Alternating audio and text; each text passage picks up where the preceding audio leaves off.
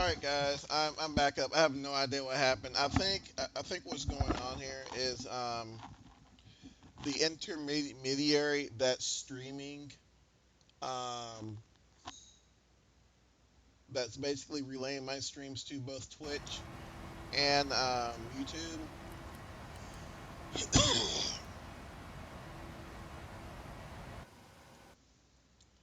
Crap.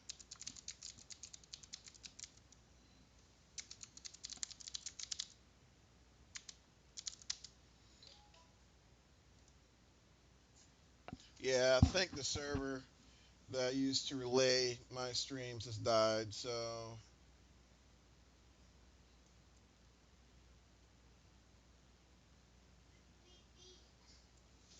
yep, it did.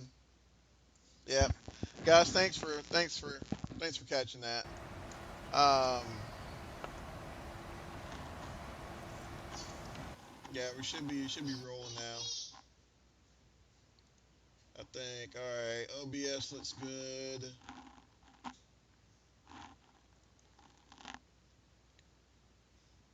Wow,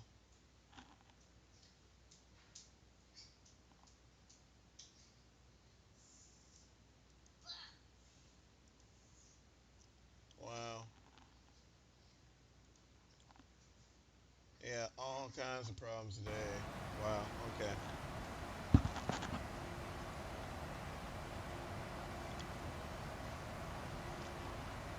Yep. Sorry, guys.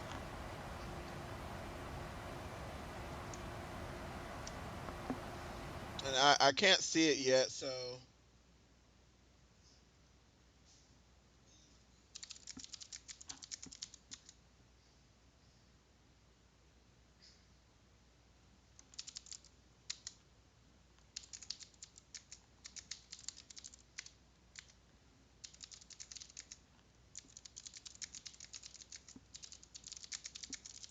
I'm typing.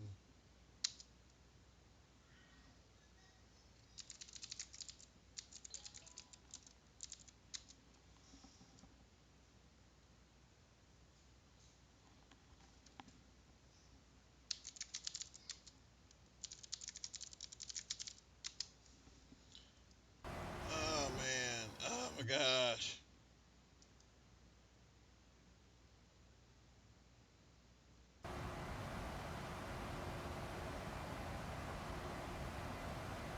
Hey Raymond, how's it going, man?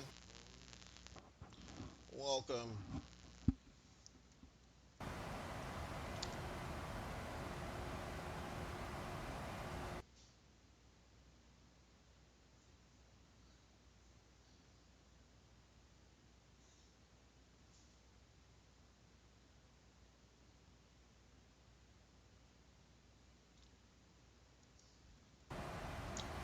Hey Raymond, how's it going, man? Sorry about that. Yeah,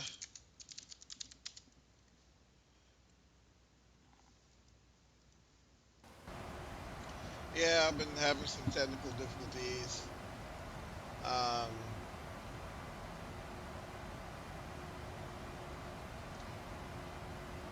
yeah, I've been fighting some technical difficulties on the stream. Restream IO, which is a service I use to stream to both Twitch and YouTube died. So what I had to do, I had to make some adjustments. I had to go ahead and drop Twitch right now and just keep YouTube because YouTube is showing me some love, fellas. I ain't gonna lie to you.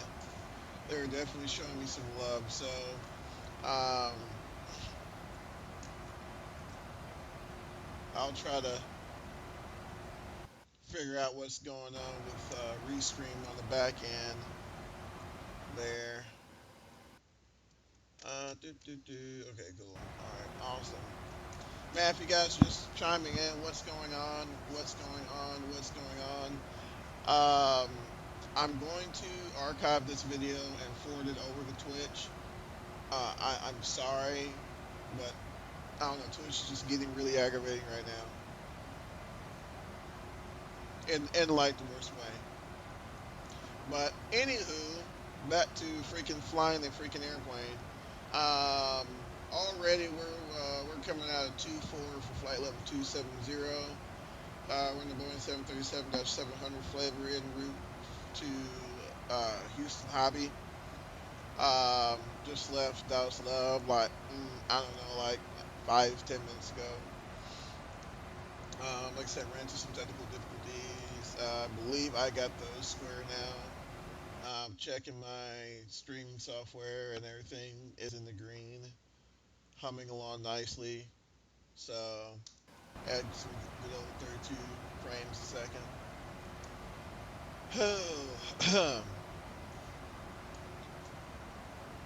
So yeah, it's nothing but chillaxing right now.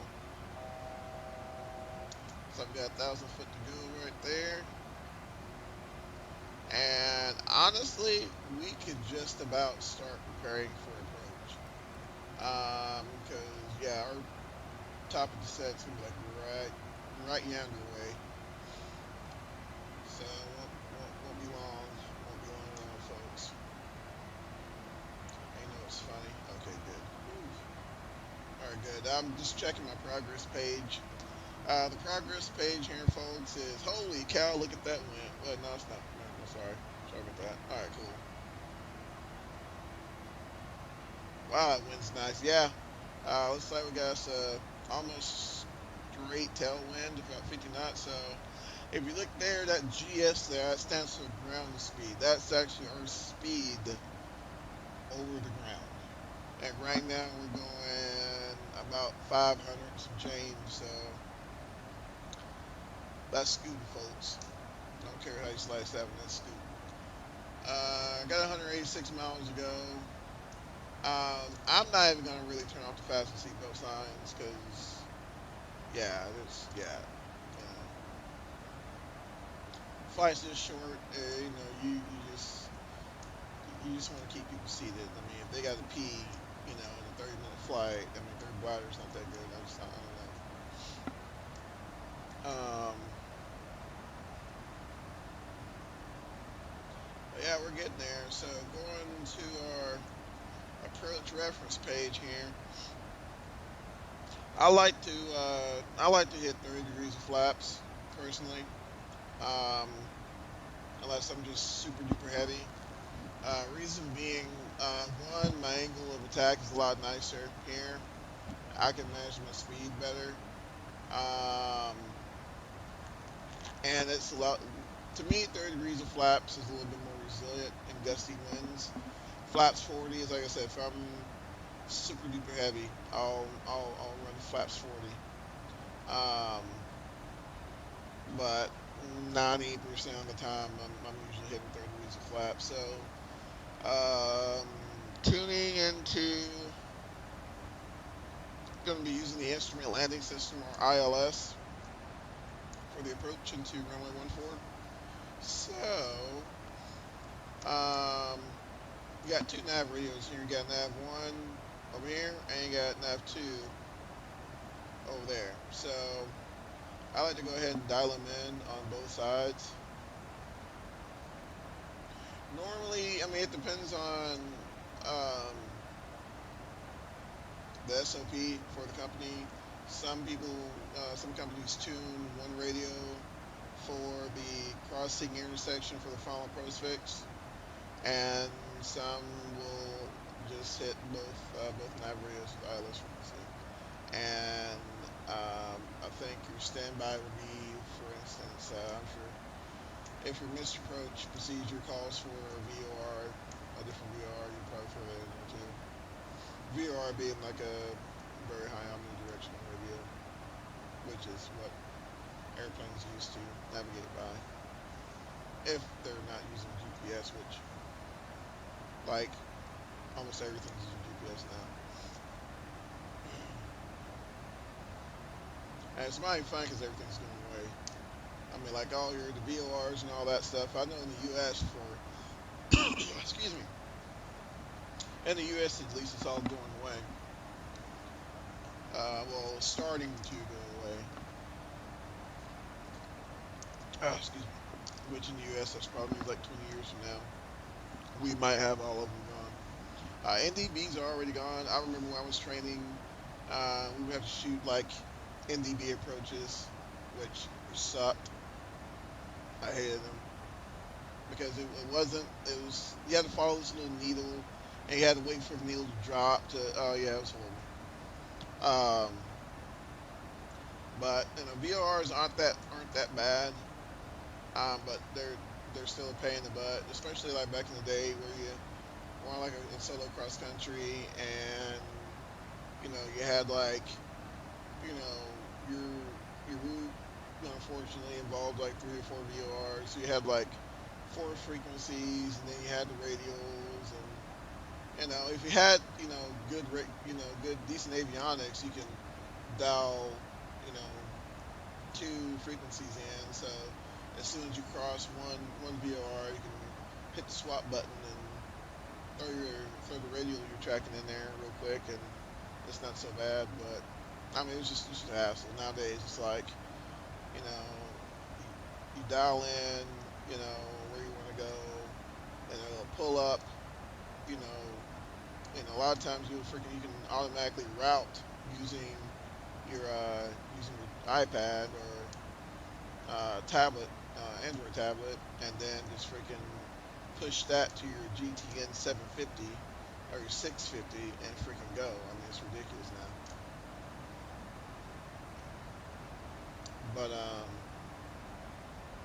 no, going back to my gripe about um, the whole streaming thing, I'm gonna tell you what grinds my gears. All right, I've been using Restream for about let's see, about 3 or 4 days now. Have not dropped the stream once. Ever since I started streaming. I haven't been doing it long. Maybe I don't know, 7, 8 months. Okay, never dropped the stream.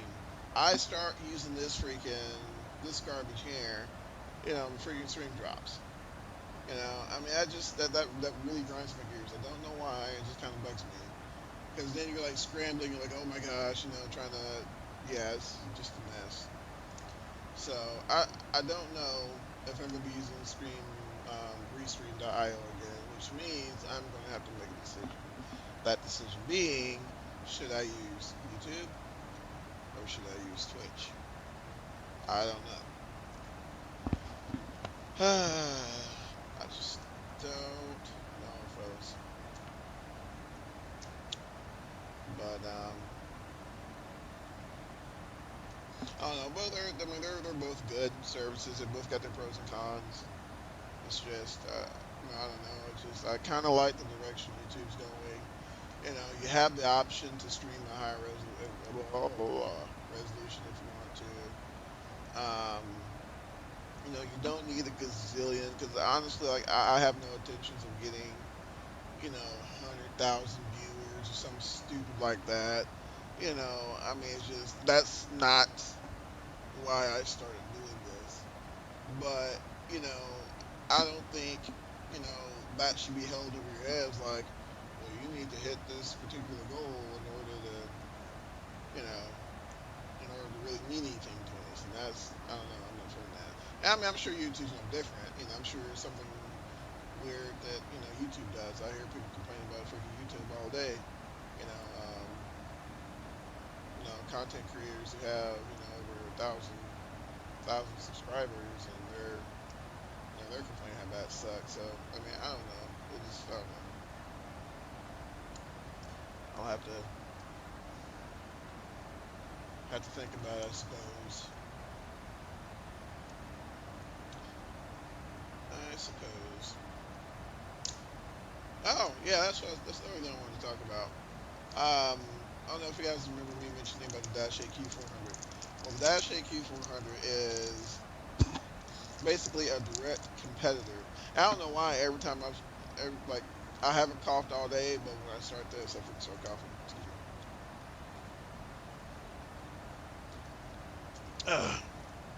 But the Dash Q400 was meant to be the bridge between um,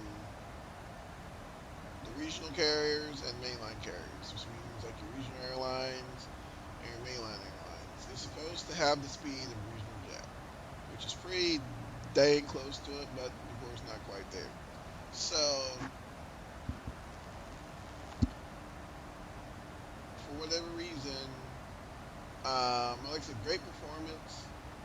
There are some quirks I've heard about the Q400, but I think one of the biggest issues it had was the fact that, you know, back in the early 90s and 80s, you saw turboprops everywhere. I mean, every regional airline flew turboprops.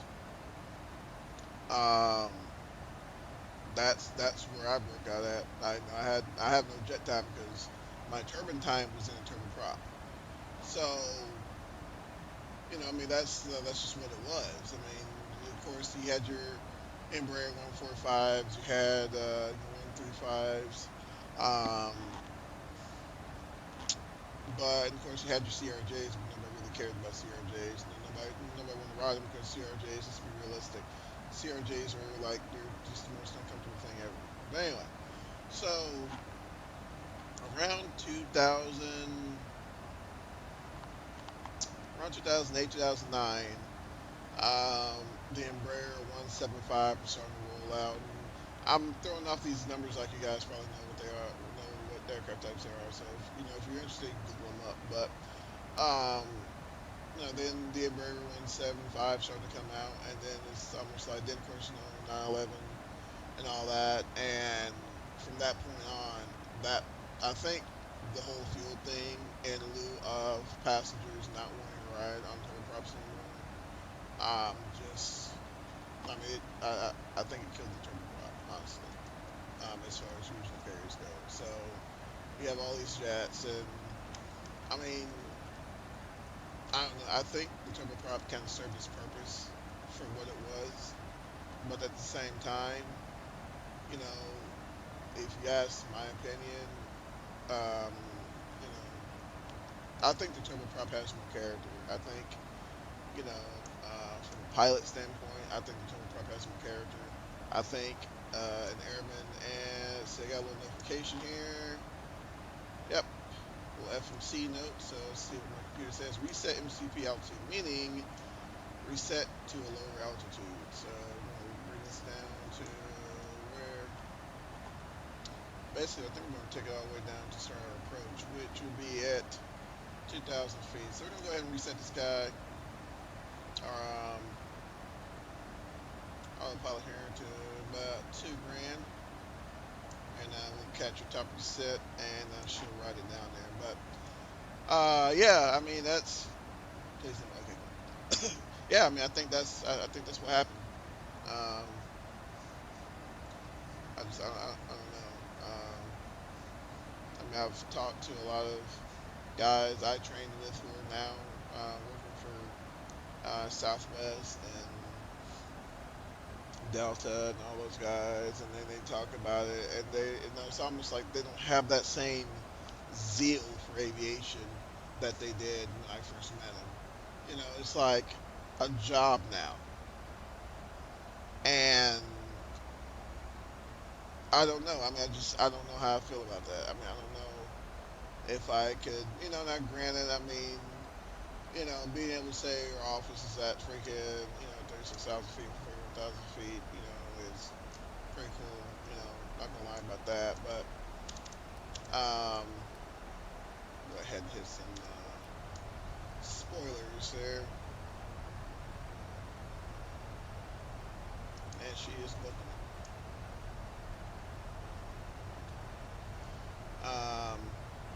But yeah, I'm not saying that wouldn't be cool, but at the same time, listen to like us talk, and I don't know. I mean, I feel that if I have to go through day to day, you know, just like going through the motions, I mean, I personally don't think that I could do that for a living. I'm kind of, a lot of people like, dude, like, why aren't you flying anymore? I was like, dude, I totally don't regret my decision because, when you start having families and stuff like that, and then just your priorities change, and I don't know, like a lot of stuff changes. So, I mean, that's, try to fly recreationally when I can to keep currency, but I mean, I'm not doing it every day. But I guess it's kind of a good thing because um, I work in the IT industry now, and as much as I love computers and technology, there are some days I come home and I'm tired of looking at it from the computer. I do not want to look at the computer. But yeah, I'm streaming, so go figure.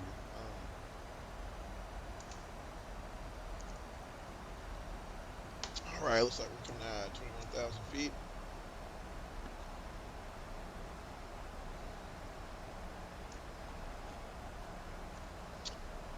I really hate this flight director. Most of the times, I'll set my flight director to, once again, another option by Boeing. But I'll set my flight director to the crosshairs. I don't know, just prefer the crosshairs better. If I can find it, displays. There we go. So displays. Sorry. Split axis. There we go. Anything else I want?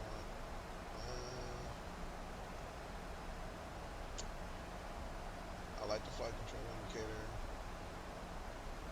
I like the field slow display. Cool. All right, there we go.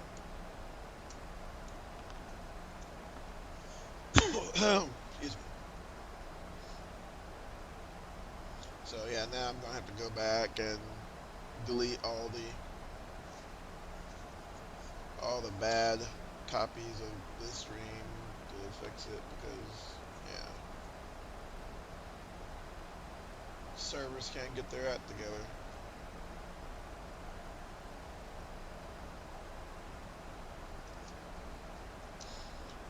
Let's see here. Where are we at? Alright, looks like we passed our transition altitude. So we'll go ahead and jump off standard barometric pressure, go ahead and put the actual barometric pressure, which thanks to the beauty of Flight Sim, it's automatically populated for us.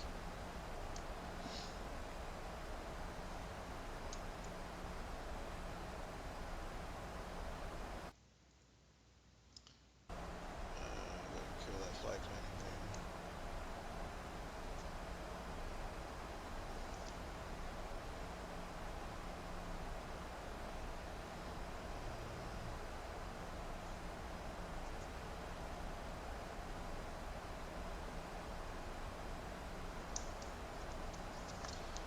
Just reading some of my mail. Looks like I got invited to Texas Aircraft Expo, Addison, Texas, April 21 through 22nd. Let's see here. Tempest Jets is going to be there. I have no idea who those guys are. Avonine. No, I don't know who those guys are. Mooney, Piper, Honda Jet. That might be worth going to. Piper, Pilatus, Cessna. Oh, look at that.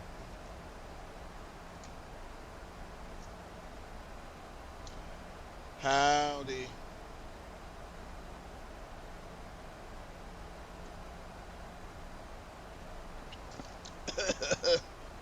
Oh, I'm dying.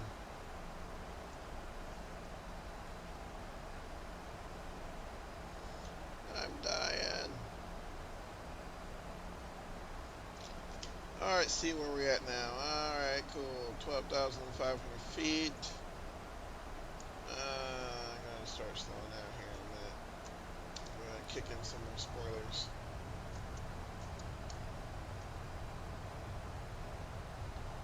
It's a nice night. Not gonna lie. A little outside view there. Oh, it gets kind of boring in there. But yeah, pretty nice airplane. Really slick. So you gotta plan your descents accordingly. Either that or freaking ride the freaking speed brake all the way down, which most people do. All right, looks like she just went to idle. We gotta below 10,000 feet. We gotta get down below 250 knots. If not, the FAA yell at us and take our licenses and beat us up and drag us out of the airplane. United. I mean, yeah. Whoops, did I say that? Sorry.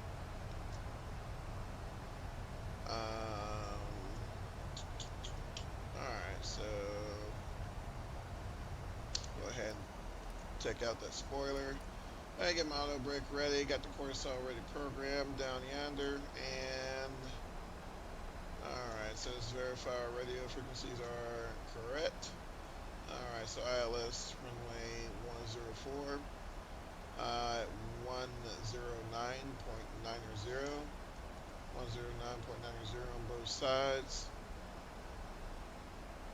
Alright, cool. Gross weight be 106,000 pounds, which is well within limits. Excuse me.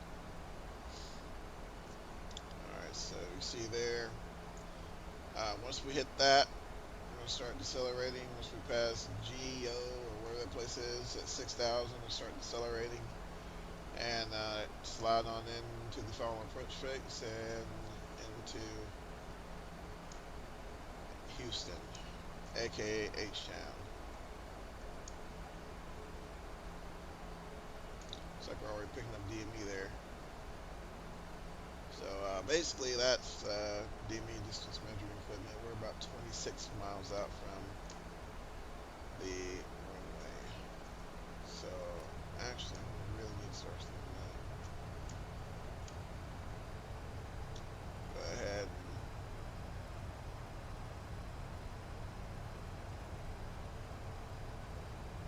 go ahead and bring it up 200 knots. Which of course, just because I put 200 knots there doesn't mean this is automatically going to be 200 knots. It's going to take a hot minute to slow down.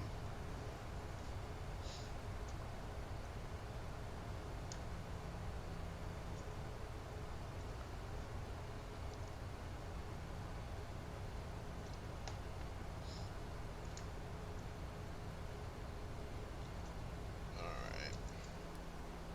Go ahead and take those flaps off.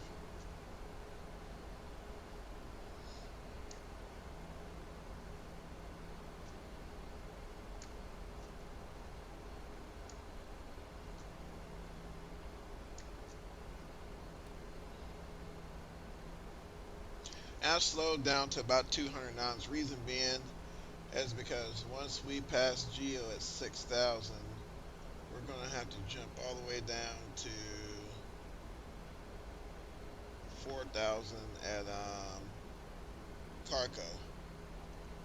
And we're going to be accumulating a lot of excess energy during that descent. So I'm going to try to go ahead and slow down now. We're about to be touching 6,000. We're about 2 miles from that intersection there. It's like what I tell you, got plenty of gas. That's all we need is a quarter tank. So you know, if you're flying the 737, if you got a quarter tank of gas, you can at least get to Houston. I'm not sure how much further you'll get past that, but you'll get to Houston. So, just so you know. Just so you know, people, you never know. Never know.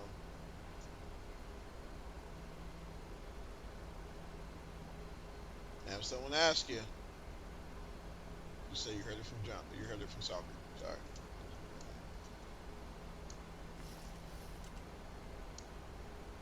Or Johnny, you heard it from me. Yeah. So now you guys know my government name, which I'm sure most of you guys probably know my government name anyway. So anyway.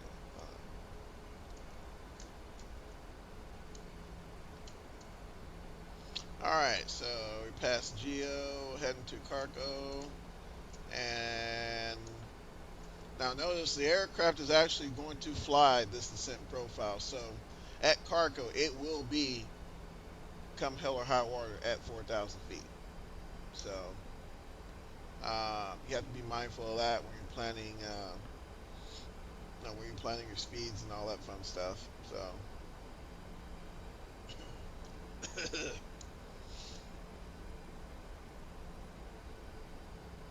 and slow down to 190 knots.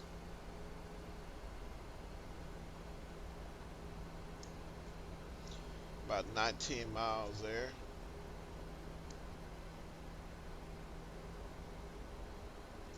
And at this point, like I know the thing I was finding while I was working on my instrument rating is like you look at your DME, you're like, oh man, I'm 18 miles away. So in theory, you would think you would be able to see the airport, from you're at what 4,000 feet. You would think, which your assumptions would be correct, you would be able to see the airport at 4,000 feet. Um, just looking out the window, and I'll be honest with you, like just don't even try. Just fly your instruments, and when it's time, when you're at your decision height, then look up, and hopefully the runway will be there. Other than that, don't even bother looking. Um, I've I've run into a lot of problems with that at night, and actually there have been a lot of instances where aircraft have almost landed on the roads because the road lights and the runway lights somehow they kind of start melding together, and it's hard to kind of tell what's what. So, all right, so go ahead. Now we're going to arm our approach mode, and what's probably going to happen? Yep, it's already going to catch the localizer, which gives us horizontal guidance. So we're going to go ahead and let it catch the localizer, and it's probably going to catch the glide slope in just a minute.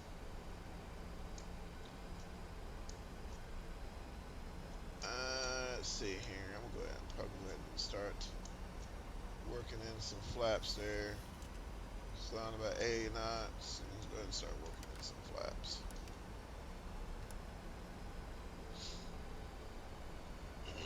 Excuse me. And normally about 12 miles out, I'll go ahead and drop my gear. When I intercept the glide, about right when I intercept the glide slope, I'll drop my gear. And go ahead and get the runway lights on and my runway turn off. Runway turn off lights on.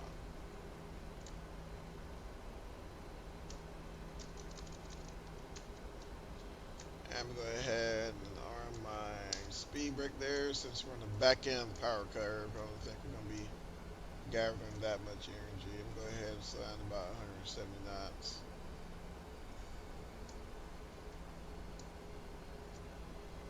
About 12 DME. So go ahead and drop my gear. And that's going to really slow us down. So got to get ready for the flaps. And flaps 10.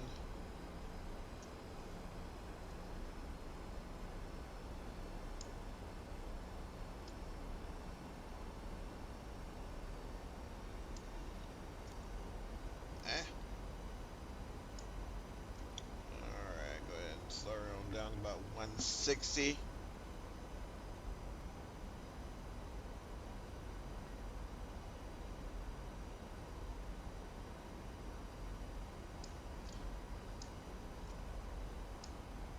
Alright, go ahead and walk that on down to about 155.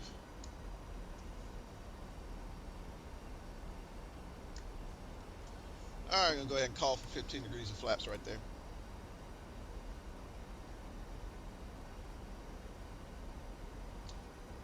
Alright, going to go ahead and slow and bring it on down to about 138. Alright, looks like she's caught the glide slope right there. Working some more flaps.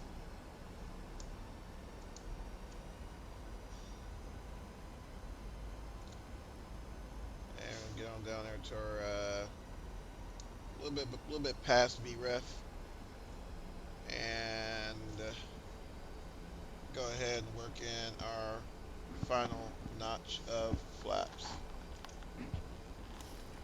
Alright, flaps 30 right there.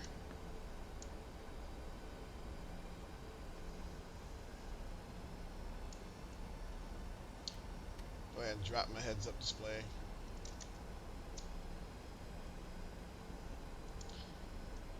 Hi. There we go. All right, I have the controls.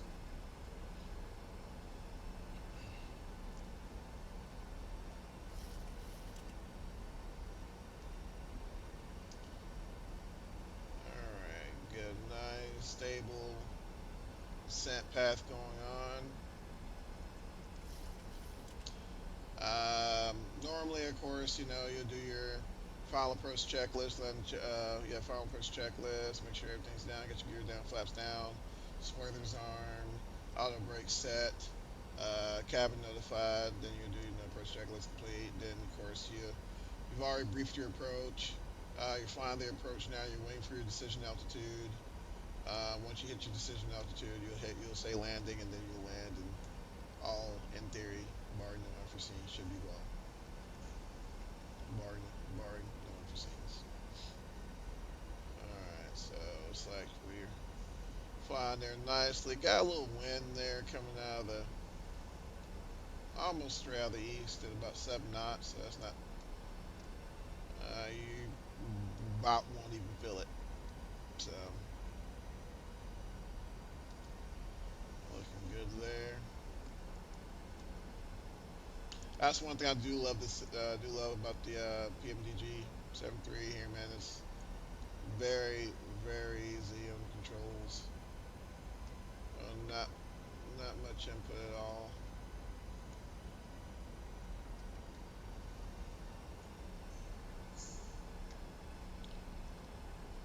All right, about 500 feet there. 400 feet.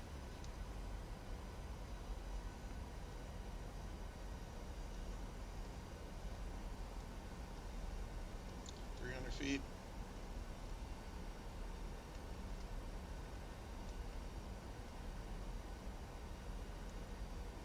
$200 feet. Landing. How to download the game? Head to steam.com and Flight Simulator Steam Edition. 100 feet. 50. 40. 30. 20. 10. Retard. 5. There we go. Alright, lower that nose there. Forward pressure. Reversers engaged.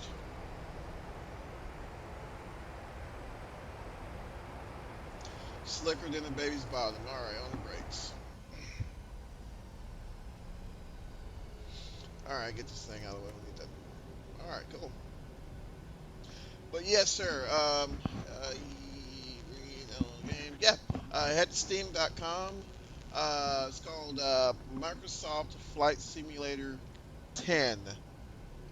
Steam Edition by Dovetail Games. Is it free?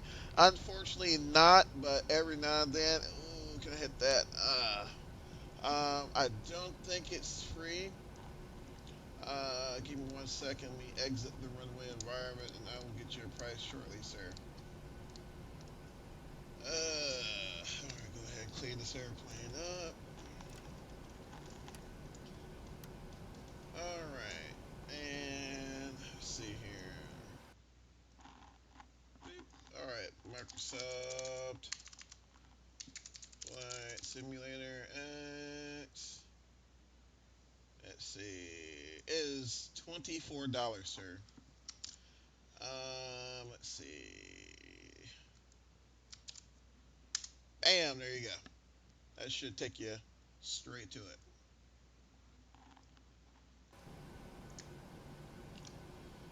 Alright, go ahead and kill those auto brakes. Taxi lights on. Runway. Turn off lights. Off. All this fun stuff off. Turn that back on. APU on. Beacon light on. Thank you, sir. Thank you, sir. I do appreciate it. Um, I am no expert by any means. I just unfortunately crashed way too much. Alright, so. Alright, let's head to the gate. So, thank goodness the gate's right there. So I'm gonna go ahead and taxi to the gate. Normally, if it was me, I would go ahead and kill light number one engine, and single engine taxi in to save fuel. But the ground friction is kind of weird, so the wheels don't roll as freely as they would normally in real life. So um, yeah, so I try to go ahead and just leave both on.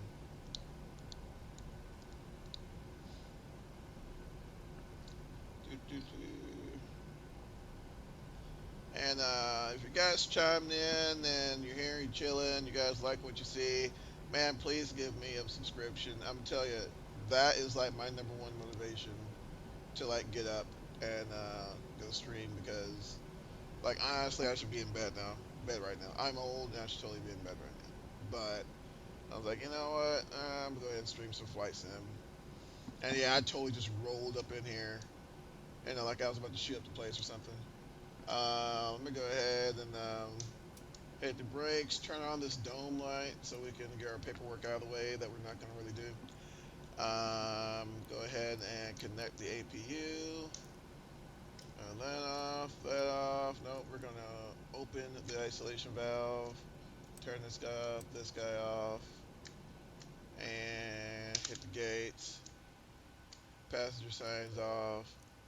All those guys off. Alright, cool. Fuel pumps off. Alright, hydraulic pumps off. One P up, window heat off. Alright, cool. Shutdown checklist complete. Get the heck off. Alright, guys, man, I really do appreciate you guys swinging by. It was awesome. I love these little midweek streams.